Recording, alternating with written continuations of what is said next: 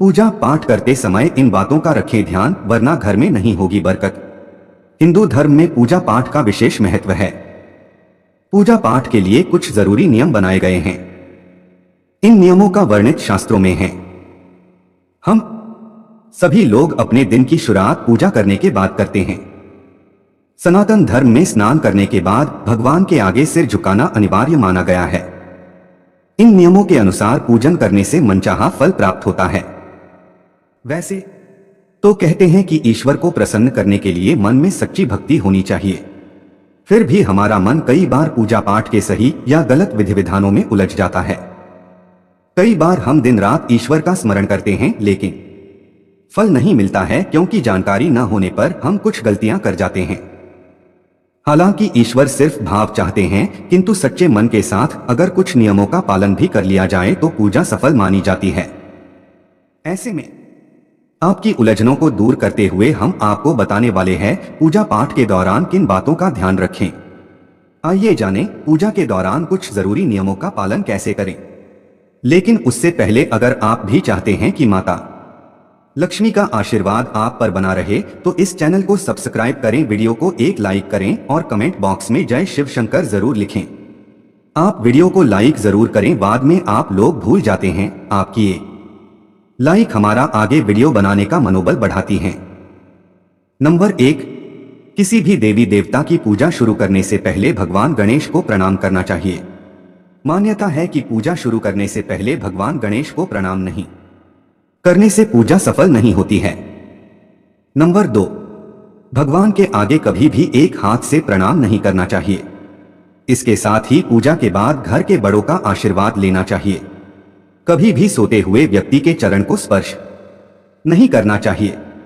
Number 3, Shiv Shambhu को कभी भी केतकी का फूल नहीं चढ़ाना चाहिए। पौराणिक कथाओं के अनुसार भगवान शिव ने केतकी को श्राप दिया था, इसलिए भगवान शिव को यह फूल नहीं चढ़ाना चाहिए, वरना भक्तों के काम बिगड़ सकते हैं।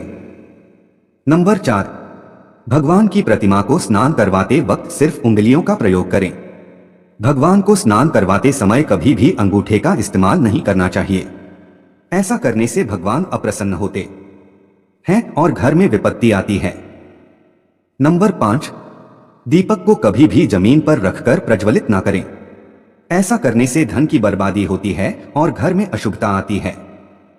इसके अलावा घी का दीपक अपने बाईं तरफ और भगवान के दाएं तरफ रखें। साधक को माथे पर तिलक लगाकर ही पूजा करनी चाहिए।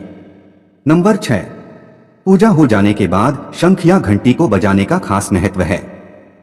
ऐसा माना जाता है कि शंख और घंटी को बजाने से घर और मन स्वच्छ होता है।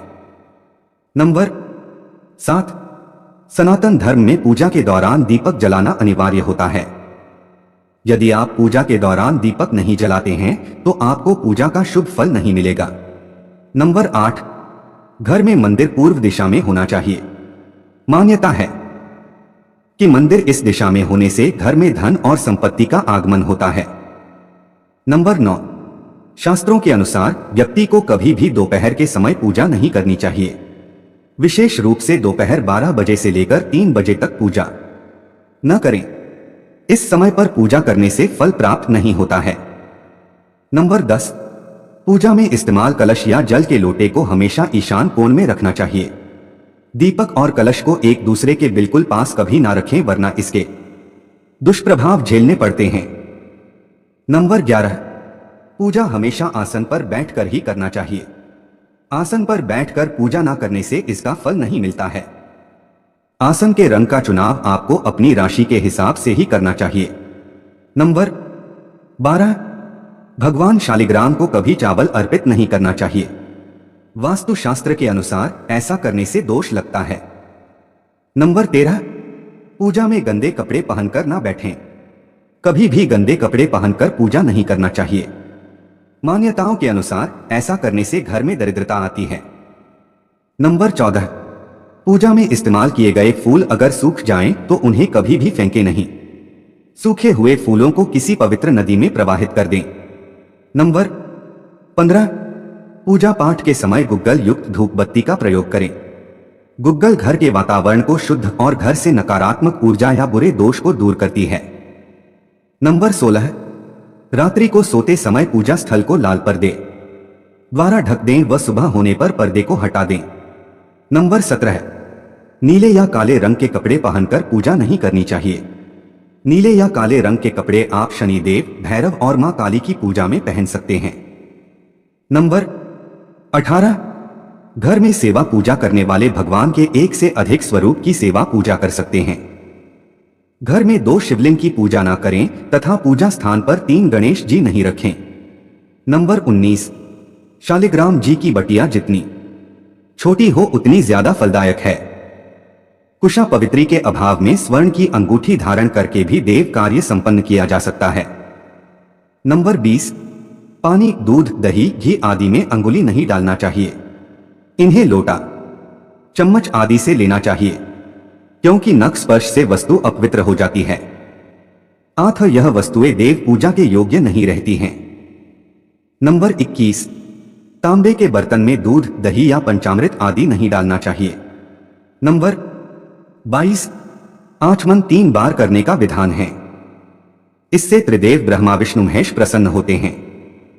दाहिने कान का स्पर्श करने पर भी आचमन के तुल्य माना जाता है। नंबर 23, कुशा के अग्रभाग से देवताओं पर जल नहीं छिड़के। नंबर 24, चकले पर से चंदन कभी नहीं लगावें, उसे छोटी कटोरी या बाईं हथेली पर रखकर लगावें। पुष्पों को बाल्टी, लोटा, जल में डालकर फिर निकालकर नहीं चढ़ाना चाहिए।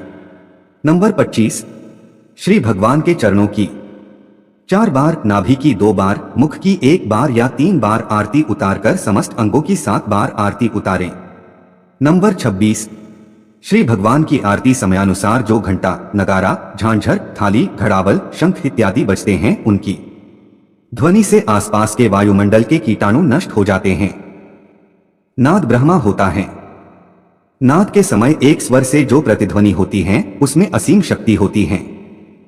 नंबर 27, जप करते समय दाहिने हाथ को कपड़े या गौमुखी से ढककर रखना चाहिए। जप के बाद आसन के नीचे की भूमि को स्पर्श कर नेत्रों से लगाना चाहिए। नंबर 28, ब्राह्मण को या द्विजाति को स्नान करके तिलक अवश्य लगाना चाहिए। जप करते हुए जल में स्थित व्यक्ति दौड़ते हुए, शमशान से लौटते हुए व्यक्ति को नमस्कार करना वर्जित है। नंबर 29, मेरुहीन माला या मेरु का लंघन करके माला नहीं जपनी चाहिए। माला रुद्राक्ष, तुलसी एवं चंदन की उत्तम मानी गई है। नंबर 30, तिलक कराते समय सिर पर हाथ या वस्त्र रखना चाहिए। माला का पूजन करके ही जप करना चाहिए। नंबर 31, पीपल के पेड़ में बुधवार और रविवार को जल अर्पित न करें। नंबर 32, विष्णु को चावल, गणेश जी को तुलसी, देवी को दूर्वा, सूर्य को बिल्व पत्र कभी नहीं चढ़ाना चाहिए। शास्त्रों के अनुसार ऐसा करने से भगवान नाराज हो जाते हैं। नंबर 33, मां दुर्गा को दूर्वा, एक प्रकार की घास, नहीं चढ़ानी चाहिए। यह गणेश जी को विशेष रूप से अर्पित की जाती है। नंबर 34, सूर्य देव को शंख के जल से अर्घ्य नहीं देना चाहिए। नंबर 35, तुलसी का पत्ता बिना स्नान किए नहीं तोड़ना चाहिए। शास्त्रों के अनुसार यदि कोई व्यक्ति बिना नहाए ही तुलसी के पत्तों को तोड़ता है तो पूजन में ऐसे पत्ते भगवान द्वारा स्वीकार नहीं किए जाते हैं। नंबर 36, शास्त्रों के अनुसार देवी देवताओं का पूजन दिन में 5 बार करना चाहिए। सुबह 5 से 6 बजे तक ब्रह्मा मुहूर्त में पूजन और आरती होनी चाहिए। इसके बाद रात 9 से 10 बजे तक दूसरी बार का पूजन, दोपहर में तीसरी बार पूजन करना चाहिए। इस पूजन के बाद भगवान को शयन करवाना चाहिए। शाम के समय 4-5 बजे पुण्य पूजन और आरती, रात को 8 से 9 बजे शयन आरती करनी चाहिए। जिन घरों में नियमित रूप से 5 बार पूजन किया जाता है वहां सभी देवी देवताओं का वास होता है और ऐसे घरों में धन धान्य की कोई कमी नहीं होती है। नंबर 37, प्लास्टिक की बोतल में या किसी अपवित्र धातु के बर्तन में गंगाजल नहीं रखना चाहिए। अपवित्र धातु जैसे एल्यूमिनियम और लोहे से बने बर्तन में गंगाजल नहीं रखा जाना चाहिए। गंगाजल तांबे के बर्तन में रखना ही शुभ रहता है। नंबर 38, स्त्रियों को और अपवित्र अवस्था में पुरुषों को शंख नहीं बजाना चाहिए। यह इस नियम का पालन नहीं किया जाता है तो जहां शंख बजाया जाता है वहां से देवी लक्ष्मी चली जाती हैं।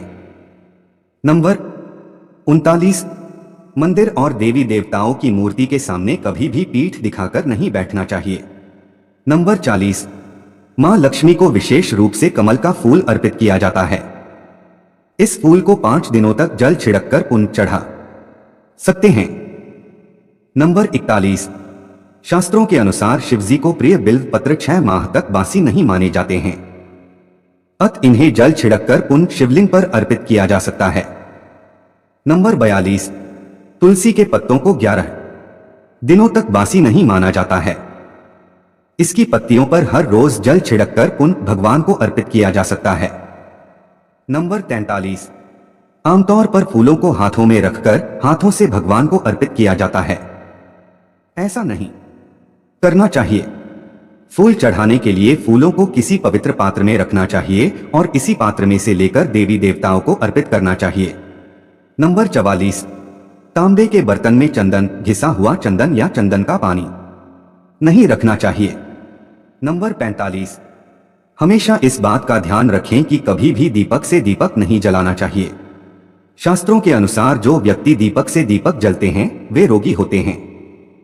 नंबर 46, पूजन कर्म और आरती पूर्ण होने के बाद उसी स्थान पर खड़े होकर 3 परिक्रमाएं अवश्य करनी चाहिए।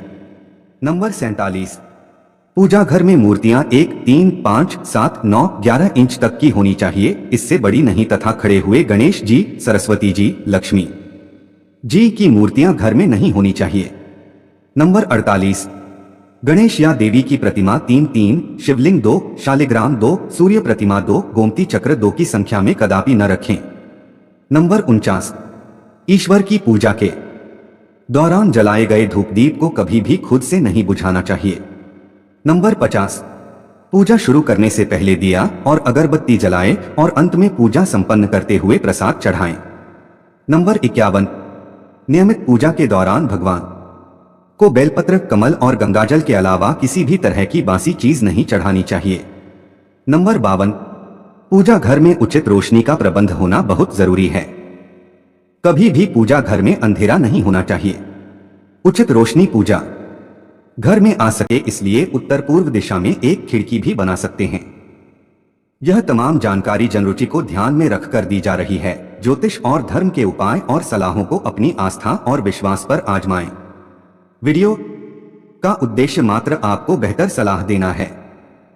इस संदर्भ में हम किसी प्रकार का कोई दावा नहीं करते हैं। दोस्तों, आज की हमारी वीडियो आपको कैसी लगी हमें कमेंट करके बताएं। अगर आपको हमारी वीडियो अच्छी लगी तो कमेंट बॉक्स में जय मां लक्ष्मी जरूर लिखें। माता लक्ष्मी आप पर सदैव अपनी कृपा बनाए रखें। वीडियो के अंत तक बने रहने के लिए धन्यवाद।